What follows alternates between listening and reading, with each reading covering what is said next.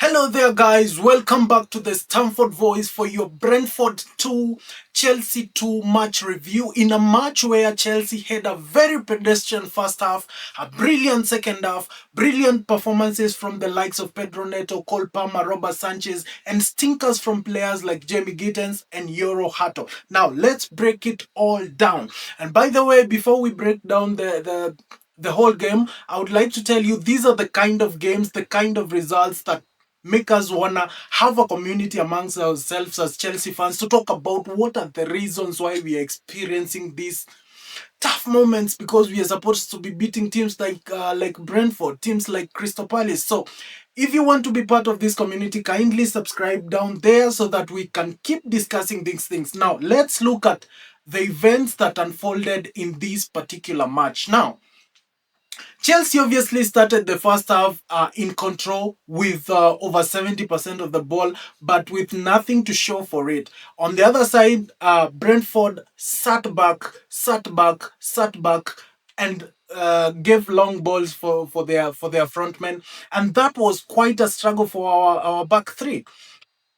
Now, in the first half, we had so much control, but they had so much threat, and that is where Kevin Shad managed to score the first Brentford goal in minute 35 through an assist from England midfielder Anderson. Now, when you look at that particular goal, it's the same thing that Brentford was doing all through the first half, because they would sit back. Once they get the possession around the middle of the park or even behind the ball, they would pass the long balls down to Kevin Shad and the other attackers from Brentford, and that threat paid off. Now, once we considered that goal, as a Chelsea fan, you felt, oh man, we are back to the same old Chelsea that cannot manage to win games against low blocks. And this is a challenge that we have constantly faced. We don't seem to find a solution. Now, in the second half, Maresca actually learned his lesson. He made the changes that were required. He brought on Rhys James. He brought on Cole Palmer. He brought on Tyreek George. He brought on Marco Correa, and the game actually changed, because obviously these are one of the best players that we have, that we know very well can change a game and whole after 5 minutes, because they were brought in around minute 46. After 5 minutes, I think they changed again the formation, because they had begun with a back two and flying fullbacks. Then I guess they realized that is not working. Then around the minute 55, the 55th minute, they changed again back to a back three with Rhys James inverting into midfield. But obviously, Marco Corella was also moving forward. And in the 61st minute, Cole Palmer put us level. And at that point, you felt like, oh, Chelsea can really do it. And yes, we were doing it. And yes, we almost did it. But anyway, in the 81st minute, Caicedo gave us the lead, to give us the 2-1 lead with a fantastic strike that Keller could not get. And at that point, I thought, yes, this is the Chelsea I want. This is the Chelsea I want, that can scramble a win against a mid-table, low-block team like Brentford. But god damn it, I was so wrong. So the game went on, and I knew all Chelsea needed to do is to defend, but Brentford were relentless with those inbox throws.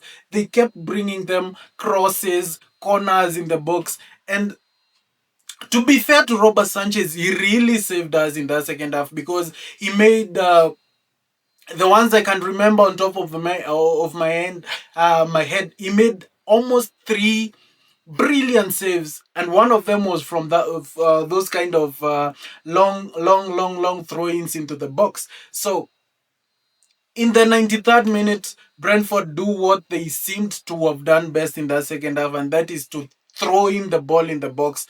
And full of confusion, there's nobody in the back post, and they managed to get the winner. Now, let us look at how we started this game, because the lineup was quite surprising. Number one, we did not expect Wesley Fofana to start, but he started as the right centre back.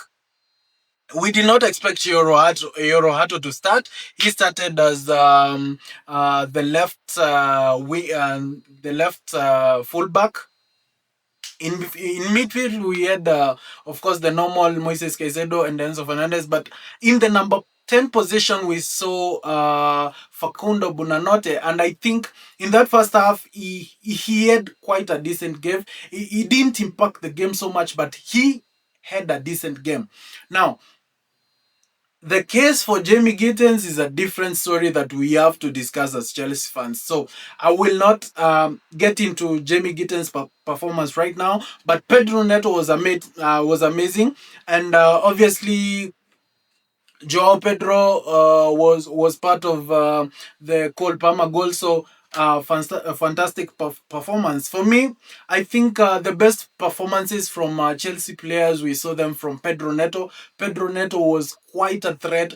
In fact, it is at this point now that I understand why the club decided that right side position had to be Pedro Neto and Estevao Willian alone, because Pedro Neto is a threat throughout the game and he has matured so much in his attack. That was fantastic. Another player that had a brilliant game, even if we did not get the result that we wanted, is Robert Sánchez. Guys, we are bearing the fruits of holding on to Robert Sánchez. Even if we didn't get the results that we wanted, Robert Sánchez made 3 fantastic saves. I mean, without those saves, then Chelsea would have lost that game. And as I told you in my match preview, by the way, if you did not watch my match preview, you can go back and check that video and listen to my thoughts on Robert Sánchez. I said in the match preview, in the last 5 head-to-head Chelsea and Brentford, Chelsea has only managed to win once. And it still remains in the last 6 games now, including this particular game. So Brentford, this particular model of playing against Chelsea is working, and we don't seem to find a solution. Guys, can you tell me what do we need to do to break down these stubborn low and middle blocks that are making Chelsea should be among the top teams, the likes of Liverpool and Arsenal up there, not getting draws against small mid-table teams. Can you tell me down there in the comment, what do you think Chelsea needs to do in order to be able to break down low block teams like Brentford, like Crystal Palace, and the rest like that? Now, I want us to get into Jamie Gittens. Guys, is it too early to get worried about Jamie Gittens? Because this guy produces absolutely nothing. He had a start against Crystal Palace, didn't produce anything. He had cameos in the last 2 games, again did not produce anything tangible in that particular match. Again today, when you're watching that game, when Jamie Gittens gets the ball, you feel like, that's the end of the attack for Chelsea. And that's not what is supposed to happen. In fact, I thought Enzo Maresca would bring in Alejandro Garnacho quite earlier, because you could see in the last 5-7 minutes, Alejandro Garnacho was quite speedy, quick, one touch, and the game was quite working, even if we let Brentford to score that boring goal that took away our 2 points. So is it too early to get worried about Jamie Gittens? I mean, we paid quite a substantial amount for Jamie Gittens, but I'm really worried. Is he going to come good for Chelsea, or is he just going to turn up into another average Chelsea player? Anyway, guys, I know it's not the most exciting outcome that we got as Chelsea fans, and as I always say, I think these are the kind of results that make us want to talk amongst ourselves as a Chelsea community. so that we can help each other understand what is it that is lacking this particular Chelsea team, because we want our Chelsea to be beating mid-table team and low block teams like Brentford, like Crystal Palace. Now, give me your thoughts on the comment section, and I want to give a big shout out to some of us who joined this particular community in my last video. Let's engage, let's find solutions, let's exchange ideas, let's help each other understand. Come on, you Blues, we get to win the next one in Bayern Munich, so let's hold our heads high. See you in the next one.